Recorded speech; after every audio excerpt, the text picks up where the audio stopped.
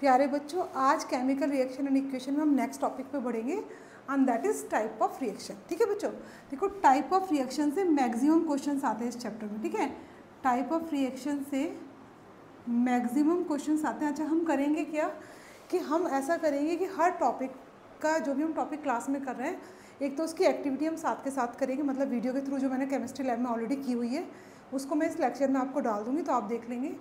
Second ये कि जितने भी इस पर्टिकुलर टॉपिक से आपके बोर्ड में आए हुए क्वेश्चंस होंगे प्रीवियस ईयर के, वो भी हम साथ साथ करेंगे। ठीक है, विदाउट वेस्टिंग टाइम स्टार्ट करते हैं।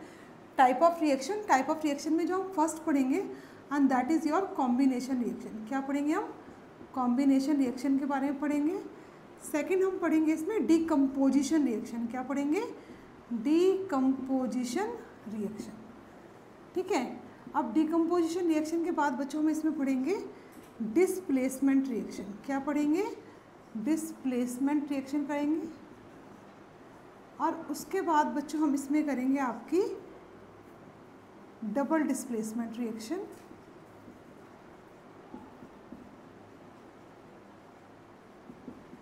और डबल डिस्प्लेसमेंट रिएक्शन के बाद हम इसमें करेंगे बच्चों आपकी रेडॉक्स रिएक्शन। और फिर जो आपकी एक इम्पॉर्टेंट रिएक्शन है रेडॉक्स में, हम ऑक्सीडेशन और रिडक्शन पढ़ लेंगे। Oxidation and reduction. ठीक है, और नेक्स्ट हम, वैसे मैं आपको ना बीच में भी एक्सोथर्मिक और एंडोथर्मिक रिएक्शन बताऊंगी, लेकिन फिर लास्ट में आपको दोबारा एक एक्सोथर्मिक एंड एंडोथर्मिक रिएक्शन बताऊंगी। Exothermic and endothermic reaction. Endothermic. ठीक है बच्चों, तो स्टार्ट करते हैं कॉम्बिनेशन रिएक्शन।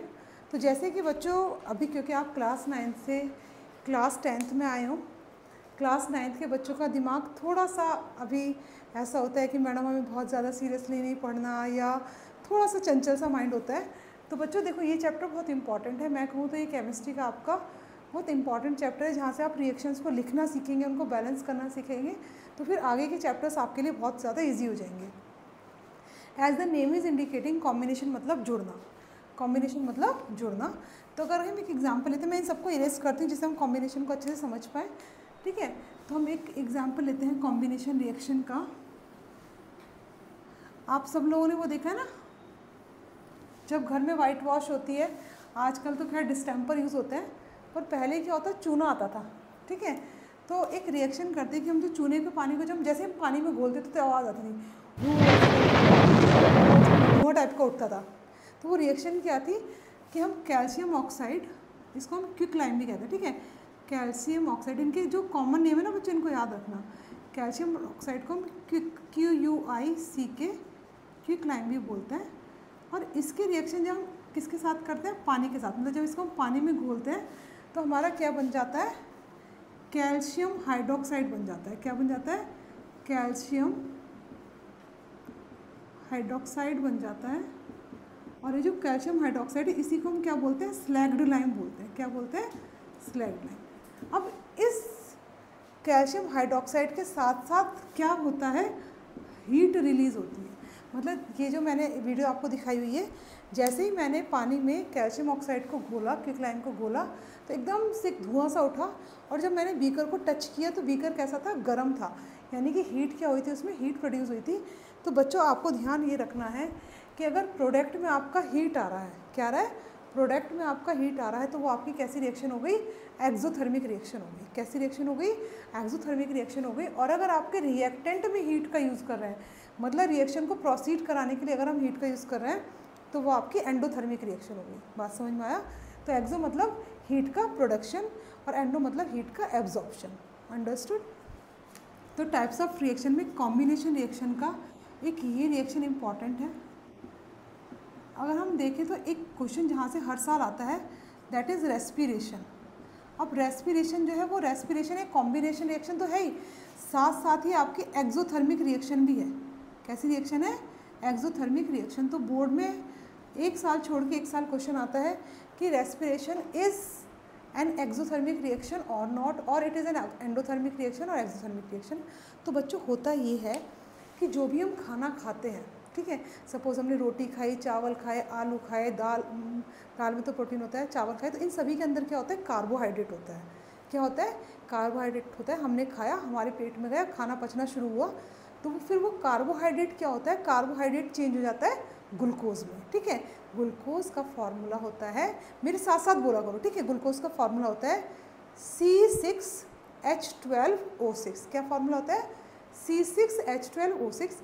अब ये ग्लूकोज क्या काम करता है, जो हमारी बॉडी के सेल्स होते हैं उसमें जो ऑक्सीजन प्रेजेंट होती है, उस ग्लूकोज ऑक्सीजन के साथ रिएक्शन करके क्या बना देता है, कार्बन डाइऑक्साइड और वाटर को रिलीज़ करता है। ठीक है, तो ये जो पूरी एक प्रोसेस है, ये जो पूरा प्रोसेस है, जो हमने खाना खाया, खाना पचा, पचने के बाद ग्लूकोज में चेंज हुआ, ग्लूकोज ने ऑक्सीजन से रिएक्शन किया, इस पूरे प्रोसेस का जो नाम है एंड दैट इज़ रेस्पिरेशन। देखते हैं कैसी रिएक्शन होती है इसकी।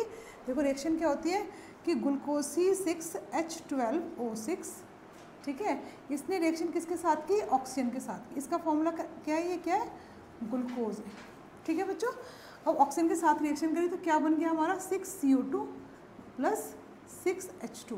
ठीक है, कार्बन 12 है, ये हो गया आपका 6H2। ऑक्सीजन देखो हमारे कितने 6 और यहाँ पे कितने 2, तो ऑक्सीजन देखो यहाँ पे कितने हो गए 6 2 12 और यहाँ पे क्या हो गए 12।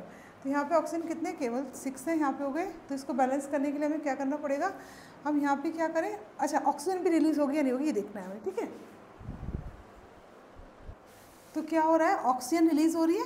अब ये जो ऑक्सीजन रिलीज हुई, सॉरी हाँ, यहाँ पे ऑक्सीजन एब्जॉर्ब हो रही है, इस ऑक्सीजन को जब हम बैलेंस करेंगे तो क्या हो गया आपका 6O2। अब ध्यान आपको ये रखना है बच्चों कि जो खाना खा के हमें एनर्जी प्रोड्यूस हो रही है, यानी कि एनर्जी निकल रही है बाहर यहाँ पे, ठीक है, यहाँ पे जो एनर्जी निकल रही है, ये एनर्जी क्योंकि आपकी प्रोडक्ट में आ रही है, किस में आ रही है, प्रोडक्ट में, मतलब बनी है एनर्जी, तो that's why it is an exothermic reaction. मतलब अगर एनर्जी बाहर निकल रही है, वो हीट के फॉर्म में है, एनर्जी के फॉर्म में है, that is called the exothermic reaction. अपने माइंड में आप रखेंगे कि जो हम लेफ्ट हैंड साइड पे लिख रहे हैं ये आपका रिएक्टेंट है, जो हम राइट हैंड साइड पे लिख रहे हैं ये आपका प्रोडक्ट है। याद रहेगी मेरे प्यारे बच्चों को ये सारी बात। अब जितने भी रिएक्टेंट है, सपोज आपने कार्बन और ऑक्सीजन को मिला के क्या बनाया, कार्बन डाइऑक्साइड बना दिया, ये भी आपकी क्या है, कॉम्बिनेशन रिएक्शन है। हाइड्रोजन को और ऑक्सीजन को जोड़ो और क्या बना दिया, क्या बनता है हाइड्रोजन ऑक्सीजन को जोड़ के, वो अमाउंट में अगर आप इक्विवेलेंट अमाउंट में जोड़ेंगे हाइड्रोजन ऑक्सीजन, मतलब उसका एक सिंपल रेशियो तो आपका बनेगा H2O पानी। लेकिन अगर आप H2 और O2 को जोड़ दोगे तो क्या बन जाएगा आपका हाइड्रोजन पर ऑक्साइड। लेकिन हम यह बात कर रहे हैं पानी की कि हाइड्रोजन ऑक्सीजन आपस में मिले और क्या बन गया आपका वाटर। तो these all are the combination reaction. Respiration आपकी एक्सोथर्मिक रिएक्शन है और ये आपकी रिएक्शन है रेस्पिरेशन की, जो है लिखने के लिए आता है, ये आपकी 1 मार्क में आएगा, इम्पॉर्टेंट है, इसको आप याद करेंगे। ठीक है, चलिए अब नेक्स्ट की तरफ बढ़ते हैं।